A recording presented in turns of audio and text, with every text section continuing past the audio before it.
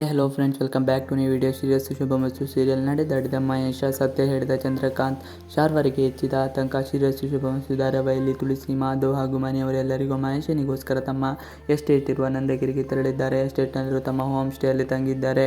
ಮಹೇಶ ಅಲ್ಲಿಗೆ ಹೋಗುತ್ತಿದ್ದಂತೆ ಸರಾಗವಾಗಿ ಮಾತನಾಡಿದ್ದು ತಮ್ಮ ಅತ್ತಿಗೆ ಹಾಗೂ ಕುಟುಂಬದ ಬಗ್ಗೆ ಮಾತನಾಡಿದ್ದಾನೆ. ಅವಿ ಅಂತೂ ತನ್ನ ತಾಯಿ ಜೊತೆಗೆ ಆ ಜಾಗದಲ್ಲಿ ಕಳೆದ ದಿನಗಳನ್ನು ನೆನಪು ಮಾಡಿಕೊಂಡ ಕೊಂಚ ದುಃಖದ ಜೊತೆಗೆ ಖುಷಿಯನ್ನು ಕೂಡ ಪೂರ್ಣಿಮಾ ಬಳಿ ಹಂಚಿಕೊಂಡಿದ್ದಾಳೆ. ಸತ್ಯ ಹೇಳಿದ ಚಂದ್ರಕಾಂತ್. ಎಲ್ಲರೂ ಊಟಕ್ಕೆ ಕುಳಿತುಕೊಂಡಾಗ ಅಲ್ಲೇ ಇದ್ದ ಚಂದ್ರಕಾಂತ್ ಹಾಳೆಯೊಂದರಲ್ಲಿ ಕಲ್ಲು ಸುತ್ತಿ ಸುಮತಿ ಫೋಟೋಗೆ ಎಳೆಸಿದ್ದಾನೆ.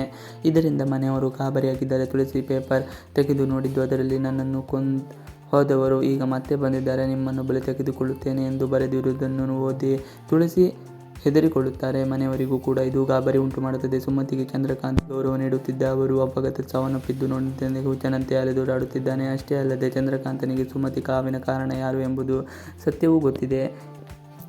ಆತಂಕ ಹೆಚ್ಚಿಸಿಕೊಂಡ ಶಾರ್ವರಿ. ಈ ಪತ್ರ ನೋಡಿದ ಶಾರ್ವರಿ ಆತಂಕ ಹೆಚ್ಚಾಗಿದೆ. ಇಷ್ಟು ದಿನ ಮಹೇಶನಿಗೆ ಮಾತು ಬಂದರೆ ತನ್ನ ಬಂಡವಾಳ ಬಯಲಾಗುತ್ತಿದೆ ಎಂದು ಹೆದರುತ್ತಿದ್ದಳು. ಆದರೆ ನಂದಗಿರಿಗೆ ಬಂದ ಕೂಡಲೇ ಮಹೇಶ ಚೇತರಿಸಿಕೊಂಡಿದ್ದು ಇತ್ತ ಪತ್ರದಲ್ಲಿ ಬಲಿ ತೆಗೆದುಕೊಳ್ಳುವ ಬಗ್ಗೆ ಬೆದರಿಕೆ ನೋಡಿ ಇನ್ನಷ್ಟು ಟೆನ್ಷನ್ ಮಾಡಿಕೊಳ್ಳುತ್ತಾಳೆ.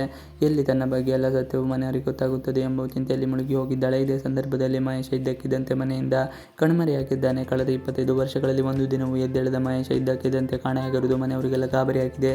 ನಡೆದುಕೊಂಡು ಹೋದ ಮನೆಯವರು ಎಲ್ಲರಿಗೂ ಮಹೇಶನನ್ನು ಹುಡುಕುತ್ತಿದ್ದಾರೆ. ಆದರೆ ಎಲ್ಲೂ ಕಾಣಿಸುತ್ತಿಲ್ಲ. ಅಪಘಾತದ ಸ್ಥಳಕ್ಕೆ ಹೋಗಿರಬಹುದು ಎಂದು ಅದೇ ದಾರಿಯಲ್ಲಿ ಸಾಗುತ್ತಿದ್ದಾರೆ. ದಾರಿಯಲ್ಲಿ ಅಭಿ ಮತ್ತು ಅವಿಗೆ ಚಂದ್ರಕಾಂತ್ ಸಿಕ್ಕಿ ಮಹೇಶ ಅಪಘಾತದ ಸ್ಥಳಕ್ಕೆ ಹೋಗಿರುವ ವಿಚಾರವನ್ನು ತಿಳಿಸಿದ್ದಾನೆ. ಅಲ್ಲದೆ ಸುಮತಿಯನ್ನು ಕೊಲೆ ಮಾಡಿದ್ದು ಮಾಧವ ಅಲ್ಲ, ನಿಮ್ಮ ಮನೆಯಲ್ಲೇ ಇರುವ ಮತ್ತೊಬ್ಬ ವ್ಯಕ್ತಿ ಎಂದು ಹೇಳಿದ್ದಾನೆ. ಚಂದ್ರಕಾಂತನ ಮಾತುಗಳನ್ನು ಅವಿಗೆ ಅರ್ಥವಾಗುವುದು, ಆದರೆ ಯಾರದು ಎಂಬ ವಿಚಾರ ತಿಳಿದಿಲ್ಲ.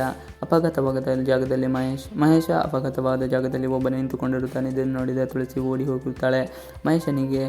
ಮಾಧವ್ ಮಹೇಶನ್ ನಡೆದಿದ್ದು ಆಶ್ಚರ್ಯ. ಒಂದು ಕರೆದರೆ ಇಷ್ಟು ದೂರ ಒಬ್ಬನೇ ಹೇಗೆ ಬಂದೆ ಎಂದು ಏಕೆ ಯೋಚನೆ. ಮತ್ತೊಂದು ಕಡೆ ಸುಮಾರು 4-5 ಕಿಲೋಮೀಟರ್ ದೂರ ನಡೆದುಕೊಂಡು ಹೋದೆ ಎಂದು ಯೋಚಿಸುತ್ತಾರೆ.